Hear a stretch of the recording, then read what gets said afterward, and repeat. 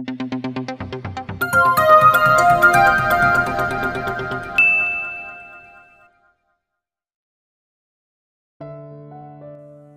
pa rin si Darius kay Mikey kahit halos ilang minuto na siyang nagmamaneho at nakalayo na sila ni Bella. He's thinking hard. What if that man comes when he's not around? Pihadong sasama si Bella doon. Puwera na lang kung maniwala itong hindi na niya bibigyan ng allowance. Ang tanong, kaya ba naman niya? Nag-iisip si Darius kung dapat na ba niyang sabihin dito ang totoo. Lalayas ito sigurado kapag nagkaganon. Why is it harder to think that she'll walk away this time than when she walk away the last time? Kapag lumayas to, susundan niya. Yun ang gagawin niya dahil malaking bahagi na ng desisyon niya ang nagsasabing dapat na niyang gawin ang hindi niya nagawa noon. Anong nangyayari rito kapag bumabagyo? Biglang tanong ni Bella matapos ang mahabang katahimikan at walang bangayan. Bumalik si Darius sa realidad. He glanced in the rearview mirror. Kapag may tanim, nasisira. Minsan kaunti, minsan halos 80%. Nalulugi pero nakakabawi rin sa ibang anihan, lalo na kapag tag-init. Triple ang kita kaya halos walang lugi talaga. Saad ni Darius. How do you manage all of this, Darius? Mag-isa ka lang? Marami akong katulong. Mababait ang mga taga-asyenda. Wala akong masabi sa kanilang lahat. Kahit na wala ng daddy mo, inaalala nila yun parati kaya gusto nila maging maganda ang ani. Naturuan niya ako ng tamang pamamalakad. Dinagdagan ko na lang ng konting idea dahil moderno ng panahon.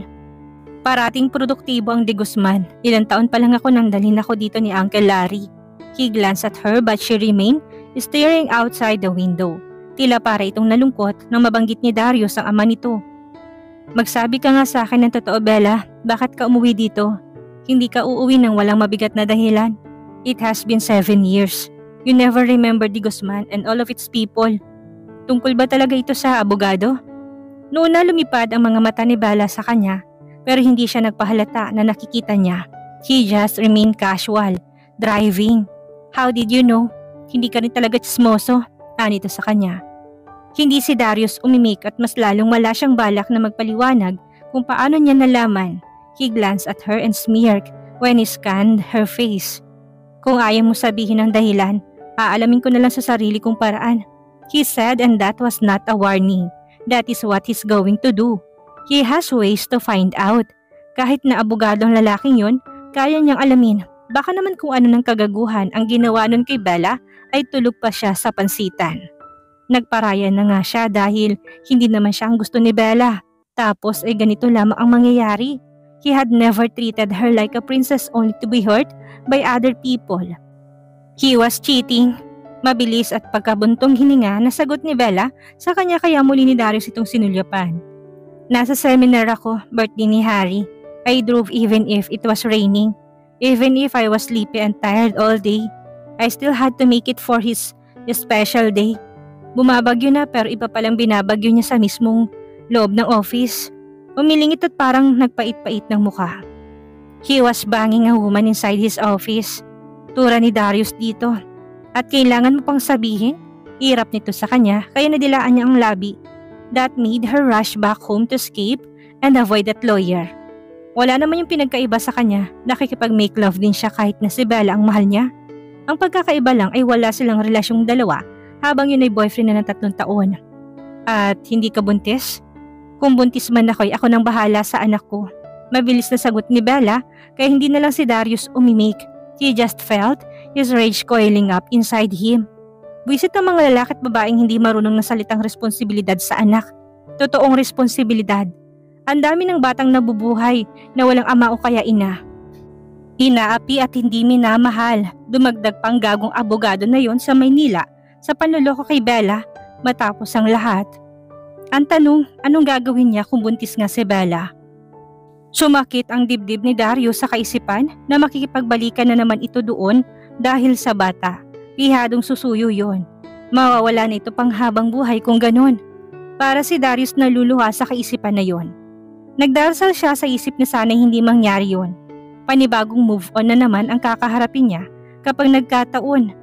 Sana'y hindi na lang ito bumalik. Pero hindi ako buntis kaya huwag kang mag-alala dahil ako lang hihingi ng allowance. Wala kang dadagdag na bubuhayin. Bigla ni Bella nadugtong kaya parang tumalon ang puso ni Darius. Good! Mas malaki ang pag-asa na hindi na ito makikipagbalikan sa hari na yon kapag walang involved na anak. Parati kasi na ang priority ng pagtitiis ng mga magulang ay dahil sa anak. Bihira ang mga magulang na anak ang pinagtitiis at pinababayaan. Nagmamadali si Darius na bumaba ng sasakyan matapos na marating nila ang rancho. Nakatigil sa may mga puno ng lansones ang sasakyan ni Bella at ipinagbukas niya ito ng pinto. She didn't move and remained her arms crossed over her chest, looking up at him through her thick black lashes. Everything about this young lady is natural. Kumbaga sa artista ay artista ito sa lumang panahon, kung saan natural ang ganda ng lahat at walang ritoke. I'll stay here, she said to him, but he looked at the horse stable just beside the barns. Pinapaypay siya ng isang bantay doon na si Dante. This might take some time, Bella. Baka mainip ka rito. Just go and fix your horse. I'll wait here. Nito na diretsyon tingin sa harapan. Dinig pang kabayo. Susubukan kong bilisan para hindi ka mainip. Isinara na lang muli ni Darius ang pinto saka siya patakbong pumunta sa kulungan ng kabayong may sakit. Nakahanda ang mga tao ni Darius doon at sinalubong siya ng kanyang medical gown na kulay puti. Naghubad kaagad siya ng polo shirt at sa kanya isinuot ang gown. Si Mariska, mga manong, tanong ni Darius. Naroon lang sa likod at sumasabsab. Itong maliit natin ang mukhang may diferensya. Inihanda na namin ang mga gamit, sagot ni Horacio sa kanya, kaya tumango siya at pumasok sa loob. Nakita ni Darius ang matamlay na batang kabayo, kaya nagumpisa siyang tumingin kung ano mali dito. Kinakabahan na naman siya. Mukhang may neonatal problem yon. Galing naman siya dito kahapon at maayos pa, pero mukhang dumami na ang problema. Kasama niyo pala si Senyorita? Senyorito? Nangingiting sabi ni Horacio sa kanya nang timplahan niya ng gamot ang alaga pagkatapos niyang eksaminin. Opo, papunta kami sa bayan para magpapalit ng baterya. Natirikan siya sa apalit ng landfall. Sinundo ko lang. Ani ang hindi tinitikal ang tingin sa ginagawa. Mahal na mahal mo pa rin senyorita si senyorita. Parang kailan lang ay batang-bata pa siya ay lagi mong binabantayan kapag hinaharang ng may-ari ng baraeko. Anito pa pero hindi siya umiimik. Si senyorito pa ay napakabait na sobra. Hindi niyan pababayaan anak ni senyora at senyor Larry. Wika naman ni Daniel. Mukhang mataray si senyorita. Saad naman ni Damian.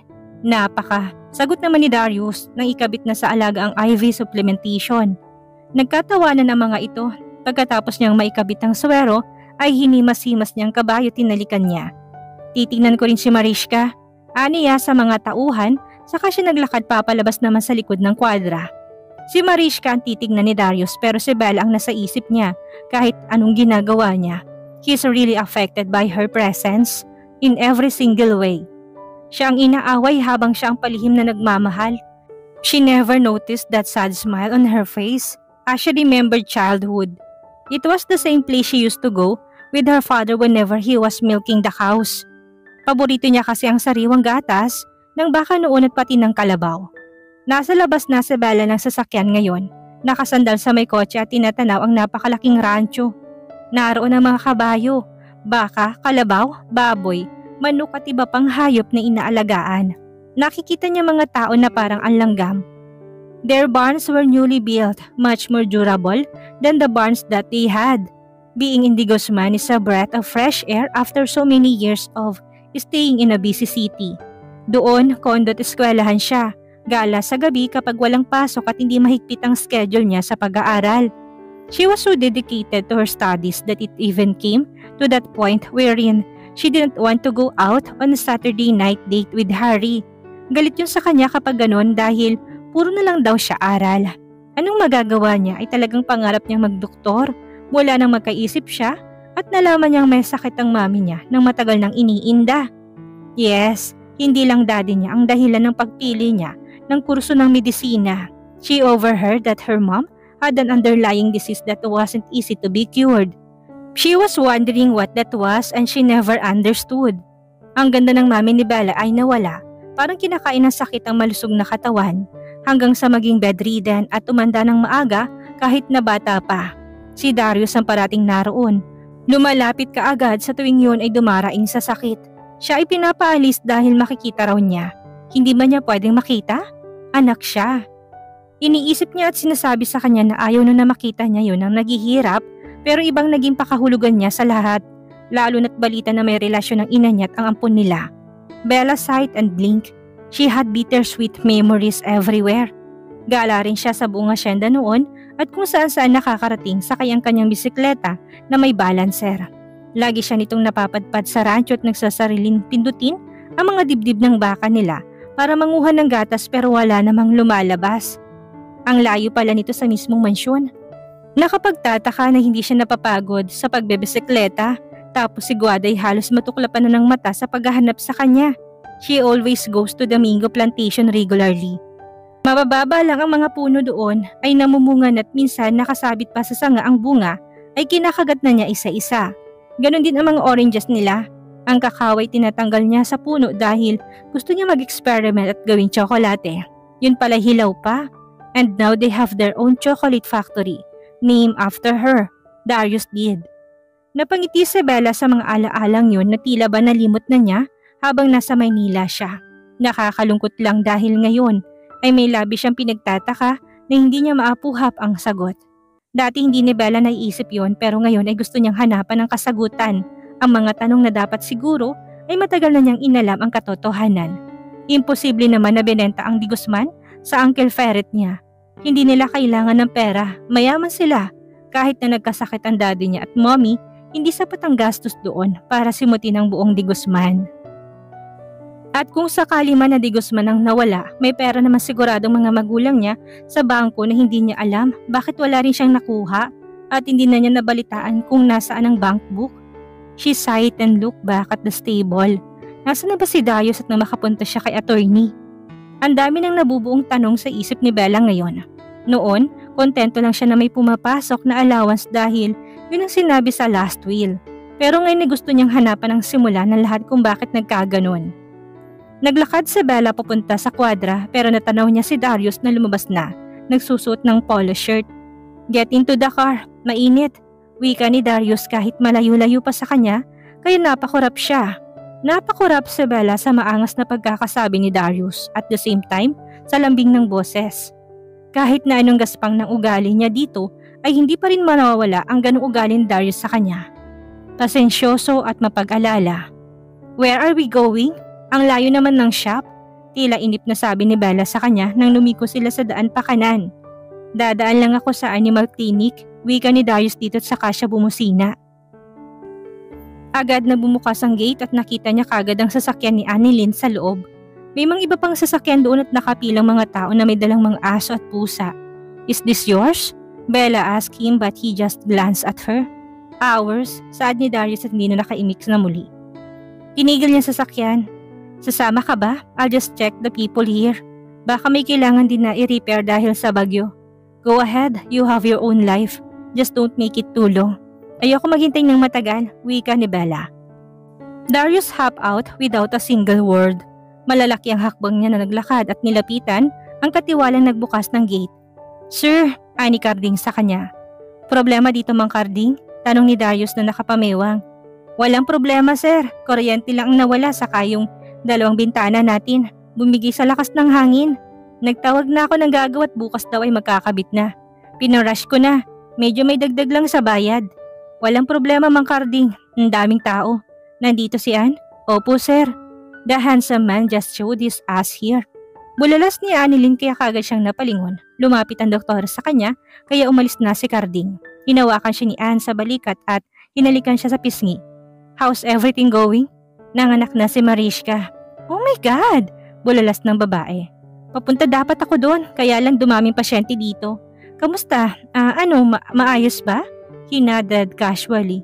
Maayos naman, napilitan ako. Aniya, pero tuwang-tuwa ito na nagpalambitin sa leeg niya. Tila nawala ang poise. Parating ganun si Annalyn kapag na-excite. Tila nagiging isip bata talaga dahil bata pa naman talaga ito. She just 27 if his memory serve him right. Congrats Darius, sabi ko na kasi sa'yo. Tuwang-tuwang sabi nito sa kanya. May neonatal problem lang ang baby pero mild lang. Gagaling din yun. Magaling ang doktor eh. Pabiro pa nito sa kanya kaya nangiti siya. I think I better get going. Nandito naman namang staff, di ba? Yeah, we're fine here. Don't worry, everything is under control. Alam ko naman na marami kang inaasikaso. Ako nang bahala dito. Nakangiting sabi nito sa kanya kaya tumango siya. Thank you, Anne. I can really count on you. Ikaw pa ba? Ngumiti lang si Darius saka tumalikod na rin. Sa windshield ay nakita niyang nakatingin sa kanya si Bella tapos ay binaling ang mga mata pakabila nang makitang papalapit na siya. Tahimik siyang sumakay at pinaandar na muli ang kotse. It's time to go to the battery shop. Wala ka bang balak na pakainin ako? Buti ikaw busog na sa tsismisan. Masungit na daldal ni Bella sa kanya kaya natignan niya lang ito at saka siya tumingin sa side mirror. Hindi ka pa ba nag-almusal? Hindi kasi nagmamadali ka. Okay, tara sa fast food. Wika ni Darius kasi madali siyang kausap. Hindi naman kasi ito nagsabi na hindi ito kumain. Akala niya nag-almusal ito tulad ng sinabi niya. Saan ang office ni attorney? Sinong attorney? Casual na balik tanong ni Darius sa dalaga. Our family lawyer. Buhay pa ba siya? Medyo natawa si Darius pero sinarili niya. Ang sama talaga ng tabas ng bibig ng babaeng ito madalas. Buhay pa, pupunta ka ba? Sasamahan kita. Sa bahay nila sila nag-oopisina. He has his own office there. Ako na lang ang pupunta. Wika ni Bella kay hindi na siya umimik pa. Hindi ni Darius ito kinontra at pinilit kaysa naman mag-away pa sila. If she goes alone, then she goes alone. Walang problema sa kanya. May sarili naman siyang kotse at motor na pwedeng sakyan para sundan ito anumang oras. They entered the mall and went to the fast food inside. Nasa ground floor lamang yon kaya hindi na nila kailangan pang lumayo. Kung sana ay date lang ang pinunta nila doon para kumain pero hindi. Para kay Bella isa yung napipilitang branch kasama siya. Baka nga kung hindi lang masama ay tinaboy siya nito papaalis. Bella never ever wanted him around ever since. Noon mula nang mamatay si Larry, umalis ito sa hapag kapag dumarating na siya. Hindi na sila kailanman nagsabay na kumain na dalawa. Ngayon na lang. And is quiet happy. At some point, he's with his most favorite girl. Anong o-orderin ko sa'yo? Tanong ni Darius dito nang basta na lang itong maupo sa isang bakanting silya na pandalawahan. Kahit ano, wag lang manok. Steak? Aniya rito. She just nodded and looked away. Ang gwapo? Hagikik na isang babae sa may kabilang mesa at sabay na kumaway sa kanya ang mga yon nang sulyapan niya. Darius just slightly lifted his hand for a high. But those ladies screeched like he was some kind of a superstar in Hollywood. Hindi palis na berong asyendero ng Di Guzman, ani pa ng isa sa mga yon. Pero natignan niya si Bella, malabaga ang mga mata nito sa kanya. I'm here to eat, she said and so he turned his back and went to the counter. Hindi naman talaga si Darius snob pero hindi rin siya pala imik. Sabi nga ng marami ay nag-evolve na siya dahil daw nang dumating siya sa asyenda ay para siyang pipi. Nang alam lang ay tango at iling. Mas tila na develop ng kanyang socialization. Aaminin ni Darius takot siya sa mundo noon at sa mga taong mapanghusga dahil hindi siya nakapag-aral at duka siya ng damputin na lilibet. Ginawa siyang duka ng sarili niyang ina. At sa halip na ibigay siya sa ama niyang bilyonaryo ay mas pinili na sakalin siya kasamang isang mayabang at mapanakit na lalaki. Kamusta na kayang ina niya?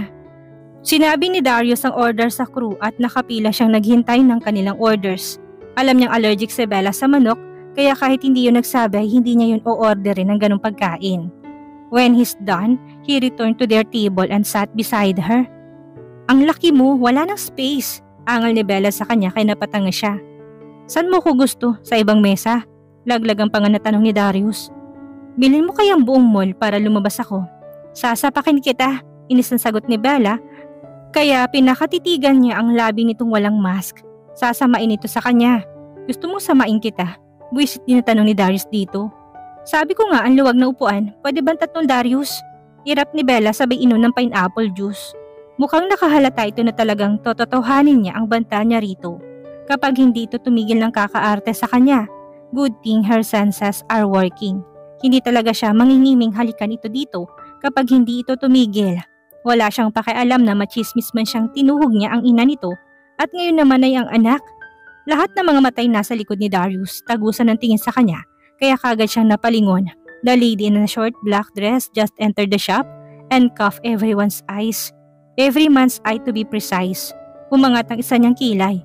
Not yet done? She asked him, directly looking at him. Close, he said. Salubong ang mga kilay niya pero hindi niya pinapahalata. Gusto niyang tanggalin ng mga mata ng mga kalalakihan na tumitingin ngayon sa Bella niya. Kanina pa ito pinagtitinginan sa fast food. Hindi ito sumagot at tumingin lang sa paligid. Wala namang makikita doon kung hindi mga bote ng brake fluid at mga baterya dahil tindahan talaga yun ng mga ganun. Nasa labas sila ng De Guzman. 45 minutes na drive yon mula sa loob ng asyenda. Yun ang sunod na bayan sa kanila. Ang tagal! Nainip na sabi ng dalaga kapag uwan. Ako nang mag-charge. Nagmamadaling kasama ko, wika ni Darius sa tendero. Girlfriend mo, Sir Darius? Tanong ng tendero sa kanya. No, mabilis sa sagot ng dalaga sa may hindi kalayuan. Anak ako may-ari ng asyenda, solo. Matarin na dugtong kaagad ni Bella. Tauhan niya lang ako. Saad naman ni Darius sa lalaki. Hindi halata, akala ko girlfriend nyo. Anak nga pala ni Mr. Trinidad ang syota nyo. Hindi si Darius umimik at kinuha lang ang bagong bataryang nakakahon pa. Ibabalik ko kaagad kapag may diferensya. Sige sir, etong bagong warranty. He grabbed it. Salamat, mabuti naman tapos na. Nagchichismisan pa. Agad na tumalikod ang dalaga pagkasabi nun, saka naglakad pa palabas. Nagmarcha pala. Maras nun na itinulak ang pintuan na kasing bigat siguro ng puno ng niyog. Aw, ang bigat naman ng pinto nyo. Balak niyo bang pahirapan lahat ng babaeng customers? Daldal pa ni Bella na ang init-init na naman ang ulo. Totoo naman kasing sinabi nito, dangan lang ay lalaki siya kaya baliwala sa lakas niya ang pagtulak doon. Ako na, wika ni Darius dahil hindi nabuksan ni Bella ang pinto. You should, she said and dilated her eyes. Napatingin lang si Darius sa mga mata nito sa kanya tinulak ang pinto. Ganun kayang tumirik ang mga mata nito sa kama. Lumabas ito na iirap-irap. Kagagaling sa breakup, aniya sa tindero na tumango naman. Lumabas din siya sa shop. Mahipa ng hangin ng mata mo, baka hindi masaulian. Sayang naman ang ganda, wika ni Darius pero masamang tingin ang pinukol nito sa kanya. Inuuto mo ba ako? Alam ko sa sarili mo kung inuuto kita. Lahat ng lalaki nakatingin sa'yo. Tingin mo hindi ka maganda? Hindi ito nakaimik na iiling-iling at nangingiti niyang lagpasan. Hindi nakaligtas sa mga mata ni Darius ang pag-blush nito dahil sa sinabi niya at hindi rin nakahuma. Darius never gave her compliments. Sinasarili niya ang paghanga niya dito noon pa man at dinadaan niya sa matyagang pagbabantay dito. Maiiwas lang ito sa mga kalalakihan. Inilagay niya sa likod ng sasakyan ang baterya pero si Bella tila napako sa kinatatayuan at nakatingin sa isang kalibre 4-wheel drive. Tumingin siya doon at tumitig. Nasa gasolinahan yun na mismong pag-aari rin ng shop na nilabasan nila. Base sa ekspresyon ng mukha ni Bella ay mukhang kilala nito ang sasakyan. Nakatingin ito sa plaka tila naniningkit ang mga mata. Malamang ay inaaninaw nitong nakasulat doon. Maraming ganong sasakyan doon pero mukhang hindi taga doon ang may-ari ng mamahaling pick-up. Nagpapagas iyon tapos ay biglang bumukas ang pinto ng driver's side. From there, a tall fair-skinned man hopped out. Nakasuot yun ng isang puting coat. Naibabawan ng isang itim na v-neck t-shirt. Nakapantalon yun ng maong at rubber shoes. Magandang lalaki ang lalaking yun at automatiko ang pag-ikting ng mga panga ni Darius na mapagsinong stranghero. It's Harry Wilson. At dito na po nagtatapos ang 10 kabanata ng ating kwento. At sana'y muli niyo po akong samahan sa mga susunod pang kabanata. Maraming salamat po at ingat po tayong lahat.